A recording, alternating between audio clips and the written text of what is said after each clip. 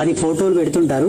10 మంది దేవుళ్ళకు 10 దీపాలు పెడుతుంటారు. నేను చాలా మంది ఇళ్లలో చూస్తాను. ఎంతమంది దేవుళ్ళు ఇంట్లో ఉన్నప్పటికీ 2 దీపాల కంటే ఎక్కువ దీపాలు గృహస్థులు పెట్టుకోకూడదు. ఏదైనా పర్వదినం ఉంది, నోము నోస్తున్నాము, ఒక హోమం చేస్తున్నాము, యజ్ఞం చేస్తున్నాము, ఇంకేదైనా ప్రత్యేకమైన పూజ ఉందంటే పెట్టుకోవచ్చు. పర్వదినాల్లో నియమం లేదు. ప్రతిరోజు 2 దీపాల కంటే ఎక్కేసి దీపాలు పెట్టుకోకూడదు. ఒంటి దీపం కూడా పెట్టకూడదు, దోషము. 2 దీపాలు పెట్టాలి. ప్రత్యేకించి మన ఇంటి దేవత అమ్మవారు అయి ఉంటే దీపాలు పెట్టి నైవేద్యం ఎడమ చేతి వాటంగా పెట్టాలి.